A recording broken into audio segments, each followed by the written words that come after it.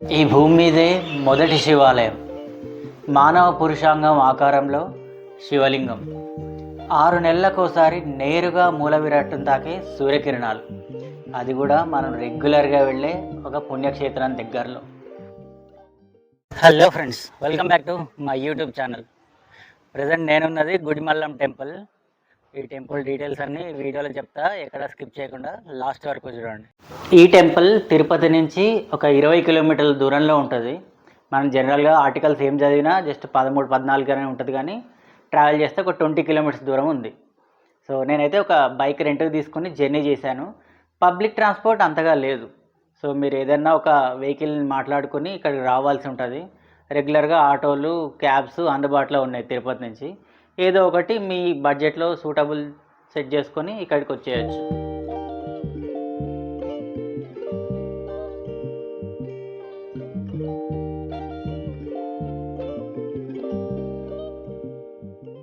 Temple atmosphere చాలా ప్లెజెంట్గా, చాలా కూల్గా ఉంది.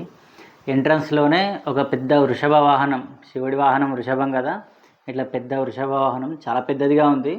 సో ఇట్లా కట్టేసి ఉంది. ముందు మనకు నందీశ్వరుడు దర్శనం అవుతుంది టెంపుల్లోకి వెళ్ళిన తర్వాత.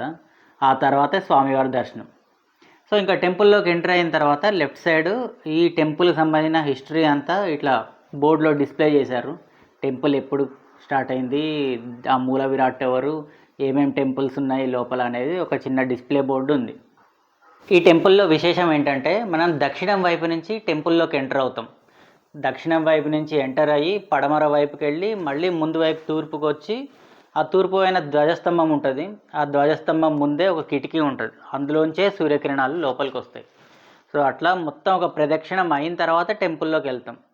జనరల్గా అన్ని టెంపుల్లో తూర్పు వైపు నుంచే ఎంట్రీ ఉంటుంది, ఎదుర్కొండా ధ్వజస్తంభం.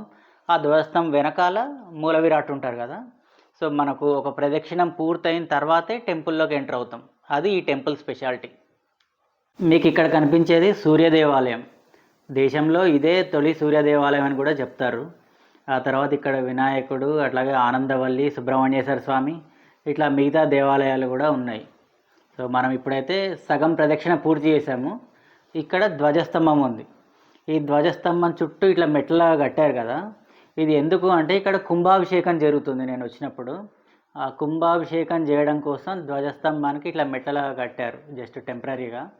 పైకి వెళ్ళి ధ్వజస్తంభానికి అభిషేకం చేస్తారు. అట్లాగే మెయిన్ టెంపుల్ గోపురం ఏదైతే ఉంటుందో దానికి కూడా కుంభాభిషేకం జరుగుతుంది. అందుకోసం ఈ ఏర్పాట్లు ఇవన్నీ జరుగుతున్నాయి. సో ఇక్కడ విండో కనిపిస్తుంది కదా, ఆ విండోలోంచే సూర్యకిరణాలు 6 నెలలకోసారి నేరుగా మూల విరాట్టం తాకుతాయి. సో అది ఇక్కడ టెంపుల్ స్పెషాలిటీ.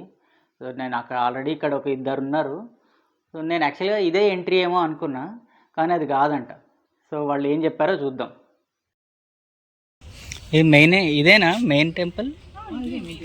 ఇట్లా విండోలోంచే చూడాలా? ఓకే. అంటే ఇక్కడ నందీశ్వరుడు ఉండేసరికి నాకు డౌట్ వస్తుంది. మనకు ఋతువుల పరంగా సూర్యకిరణాలు ఇక్కడ నుంచి కరెక్ట్గా దేవుడి మీద పడుతుంది. అందుకు అందరూ ఇక్కడ నుంచి చూస్తారు ఫస్ట్.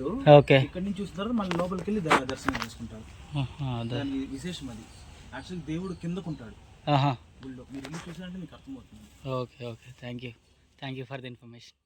విన్నారు కదా ఇక్కడ లోకల్ పబ్లిక్ చెప్పిన ఇన్ఫర్మేషన్. ఇక్కడ కనిపించే విండోలోంచే సూర్యకిరణాలు లోపలికి వెళ్తాయి. అది కూడా 6 నెలలకు ఒకసారి. మరి అదేంటో తెలియదు, సూర్యకిరణాలు రోజుకు వస్తాయి కానీ 6 నెలలకు ఒకసారి లోపలికి తగులుతాయి.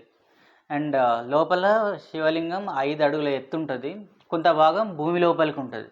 సరే, ఇంకా టెంపుల్ చరిత్ర ఏంటో చూద్దాం. మనకు పరశురాముడి స్టోరీ తెలుసు కదా.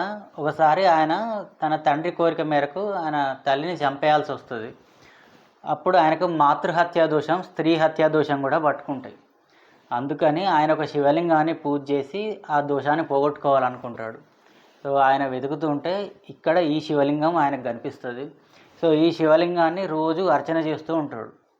ఒకసారి బ్రహ్మగారు ఏం చేస్తారంటే, ఆయన తపస్సును భగ్నం చేయాలని ఒక యక్షుని రూపంలో వచ్చి ఆయన పూజా విధానాన్ని చెడగొడతారు. అప్పుడు ఆ బ్రహ్మకి పరశురాముడికి ఇద్దరికి పెద్ద యుద్ధం జరుగుతుంది. సో నువ్వెందుకు పూజ చేసావు అంటే, నువ్వెందుకు పూజ చేసావు అని ఇద్దరు ఫైట్ చేసుకుంటారు. అప్పుడు శివుడు ప్రత్యక్షమై నా కోసమే మీ ఇద్దరు యుద్ధం చేస్తున్నారని చెప్పి ఆ ఇద్దరితో పాటు శివుడు ఇక్కడ ప్రత్యక్షమై ఆయన వెలుస్తారనమాట. ఇది స్వయంభూ క్షేత్రం. సో ఇట్లా త్రిమూర్తుల ముగ్గురికి చెందిన క్షేత్రం ఇది. సో ఇట్లాంటి టెంపుల్స్ చాలా తక్కువగా ఉంటాయి మన దేశంలో. పరశురాముడు మనకు తెలుసు కదా, శ్రీ మహావిష్ణువు వంశ. అట్లాగే బ్రహ్మ ఈయన తపస్సును డిస్టర్బ్ చేశారు.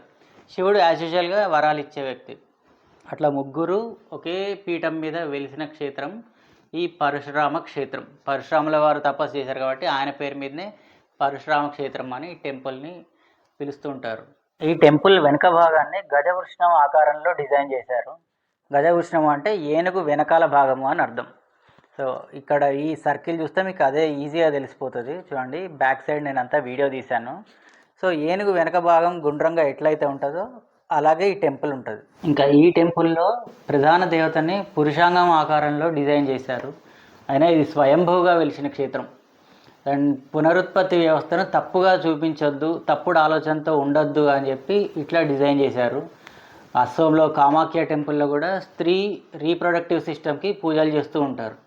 అంటే మన సనాతన ధర్మంలో ఏది తప్పు కాదు, తప్పుడు ఆలోచనతో ఉండొద్దు అని మూల విరాట్లో ఇట్లా డిజైన్ చేశారు.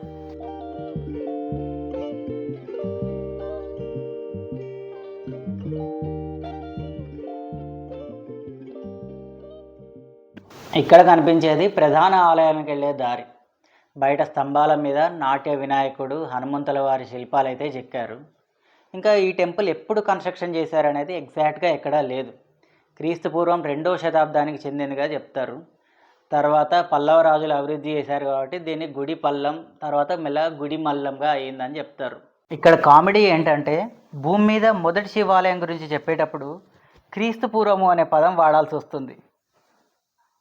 ఫ్రెండ్స్, ఇది నా గుడిమల్లం ట్రిప్. ఈ వీడియో మీకు ఎలా అనిపించిందో కామెంట్ బాక్స్లో కామెంట్ చేయండి. అంతవరకు వీడియో లైక్ చేయండి, షేర్ చేయండి, సబ్స్క్రైబ్ చేయండి.